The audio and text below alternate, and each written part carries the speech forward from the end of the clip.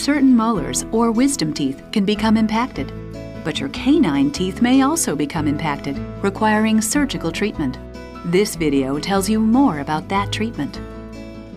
Canine teeth, sometimes referred to as eye teeth, are located between the incisors and the premolars. When these teeth are in a position that will not allow them to enter the mouth, they are said to be impacted. Patients who have impacted canines are generally treated by an orthodontist and an oral and maxillofacial surgeon. As a team, our goal is to bring the impacted tooth down into its proper position so that it is aligned with the rest of the teeth. The American Association of Orthodontists recommends a first patient examination no later than the age of 7, in part so that the orthodontist can monitor teeth coming in, including the canines. Sometimes the removal of a certain baby tooth or making space for a canine tooth avoids the development of an impaction and need for more extensive oral surgery. At times, a canine tooth may actually be uncovered by the oral surgeon prior to the placement of braces. This uncovering can often allow the tooth to grow into the mouth, where the orthodontist will then put a brace on it when the rest of the braces are placed.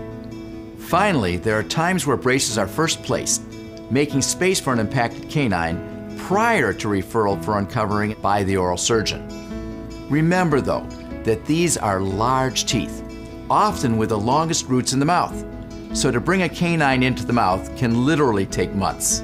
Treatment of impacted canines is usually a team effort involving both your orthodontist and an oral and maxillofacial surgeon.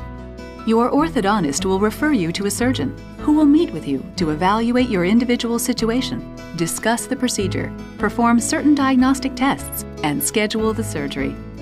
For surgery, it's very important that the mouth be clean.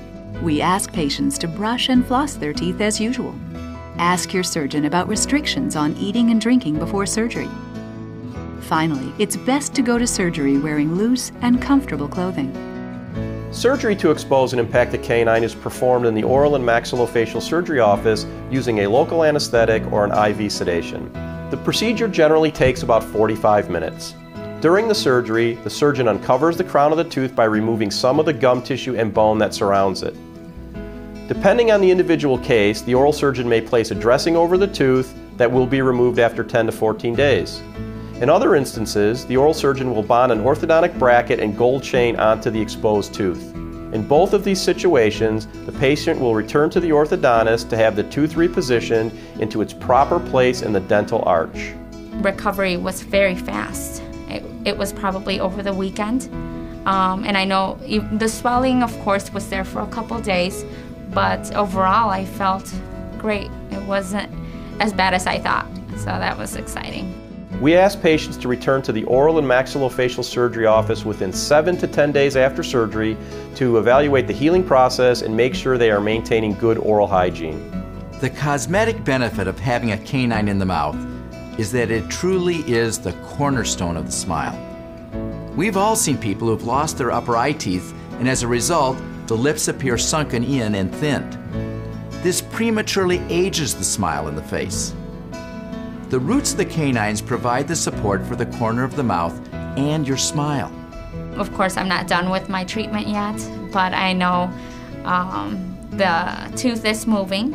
It is coming down, and soon we're gonna all have the excitement that that tooth is gonna be out and they're gonna be able to align it into place, and I'm gonna have a beautiful smile at the end. The functional benefit of having the canine come in is that it allows the orthodontist to develop normal tooth-to-tooth relationships. These long-rooted canine teeth take a lot of the chewing pressure, and without them, other teeth in the mouth can become overloaded and damaged. To find out more about the surgical treatment for impacted canine teeth, consult your orthodontist or your oral and maxillofacial surgeon.